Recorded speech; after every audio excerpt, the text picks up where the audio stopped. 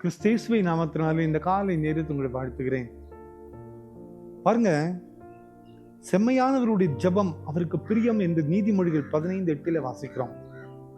The prayer of the upright is his delight. செம்மையானவர்களுடைய ஜெபம் அவருக்கு பிரியம்.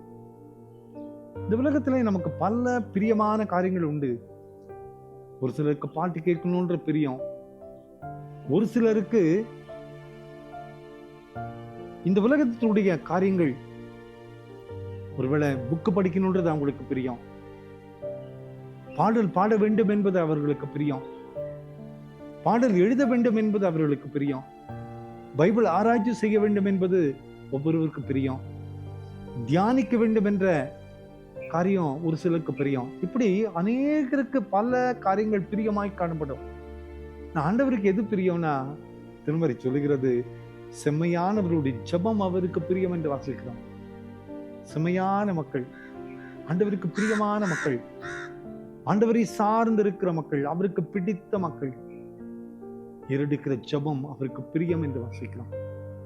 உலகத்துல பாருங்க, நமக்கு பிடித்த மக்கள் யாராவது இருந்தாலும் அவங்களோட பேசணும்னு ஆசைப்படுவோம்.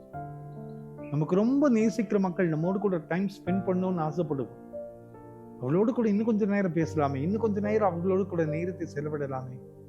நம் நேரத்தை தேடி கண்டுபிடித்து அந்த நபரை தேடி சென்று நம் நேரத்தை செலவிடுவோம். காரணம் என்ன? அந்த உரையாடலிலே, அந்த ஐக்கியத்திலே நாம் பிரியப்படுகிறோம். உலகத்திலே நமக்கு பல பிரியங்கள் உண்டு, இல்லைன்னு சொல்லல. ஆனா ஆண்டவருக்கு எது பிரியம்னா, செம்மையானவர்கள் ஜெபிக்கிற ஜெபம்தான் அவருக்கு பிரியம் என்று வாசிக்கிறோம். நீங்களும் நான் ஆண்டவருக்கு முன்னால உண்மையுள்ளவர்களாய், செம்மையானவர்களாய், பிரியமுள்ளவர்களாய் நம்ம இருக்கும்போது, நம்ம ஜெபம் பண்ணும்போது அவர் பிரியமாய் கேட்பார்.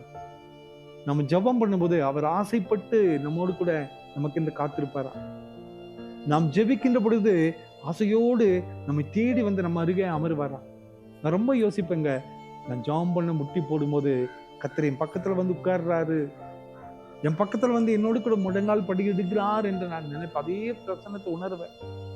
அப்போ ஒரு நண்பனை போல, ஒரு கூட இருக்கிற ஒரு சகோதரனை போல, ஒரு தந்தையை போல, ஒரு தாயை போல என்னுடைய பாரங்கள், என்னுடைய கவலைகள், என்னுடைய தேவைகள், என்னுடைய பிரச்சனை எல்லாவற்றையும் அவருக்கு சொல்லுவேன். ஆச்சரியமாய் நடத்தி கொண்டு வருவார். இதான் நம்பிக்கை. இந்த காலை நேரத்துல செம்மையான ஜெபம் அவருக்கு பிரியம். ஒருவேளை இன்னைக்கு ஆண்டவருக்கு பிரியமுள்ள பிள்ளைகளாய் நாம் வாழும்போது, நாம் எடுக்கிற ஜெபத்தை அவர் அதே எதிர்பார்ப்போடு காத்திருக்கிறார். நம்ம ஜெபிக்கின்ற பொழுது நம்ம அருகே வந்து அமருகிறார். அவர் நம்மோடு கூட இருக்கிறார். நம்மோடு கூட இருந்து நம் ஜெபத்தை கேட்டு நமக்கு பலன் தருகிற ஆண்டவர். அந்த பிரியமுள்ள ஒரு வாழ்க்கை நம்ம வாழலாமா? நம்ம ஒப்புவாமா?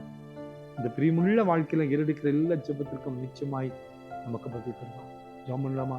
ஆண்டவரே, இந்த காலை நேரத்திலே நீ தந்த இந்த வார்த்தைகளுக்காய் நன்றியப்பா. செம்மையானுடைய ஜெபம் உமக்கு பிரியம் என்று வாசிக்கிறோமே. நாங்கள் செம்மையுள்ளவர்களாய் நம்மோடு கூட உறவு கொள்ள பலன் தாரும். பிறந்த நாளையும் திருமண நாளையும் நினைவு கூறுகிற பிள்ளைகள் ஆசீர்வதிங்கப்பா. இயேசுவின் மூலம் ஜெபங்கள் எங்கள் நல்ல பிதாவே. ஆமென், ஆமென், ஆமென்.